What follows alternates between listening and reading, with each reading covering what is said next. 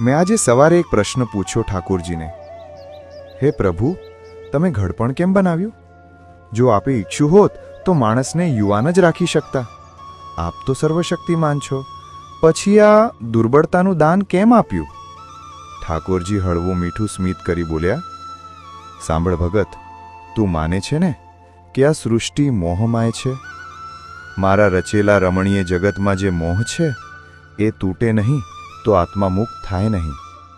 અને પછી તેઓએ મને સમજાવ્યું, ઘડપણમાં હું આંખોની રોશની ઓછી કરી દઉં છું, જેથી તને દેખાતા રંગીન વિશ્વનો મોહ ધીમે ધીમે છૂટે. તારા ચહેરા પર કરચલીઓ નાખું છું, જેથી તું સુંદરતા પાછળ દોડવાનું છોડી દે. પગમાં થાક ભરું છું, જેથી તું જગત ફેરી છોડી અહમ મુક્તિ તરફ વળે. કાન ધીરે ધીરે સાંભળવાનું ઓછું કરે, જેથી તું બહારનો નહીં પણ અંદરનો અવાજ સાંભળવા લાગે. હા ભગત, ઘડપણે મોહ તોડવાનો માર્ગ છે. જેમ વૃક્ષ પાંદડા છોડેને શાંત થાય, તેમ આત્મા શરીરનો મોહ ત્યાગે. અને તું જ વિચાર, જો ઘડપણ ના આવે તો શું કોઈ મરવું પસંદ કરશે? યૌવનમાં મૃત્યુ આવે તો આખું કુટુંબ વર્ષો સુધી વિલાપ કરે, પણ ઘડપણ પછીનું મૃત્યુ સૌ સહેજતાથી સ્વીકારી લે છે.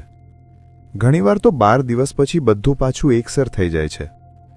આથી ઘડપણે તારા મુક્તિ માટે મારી કૃપા છે.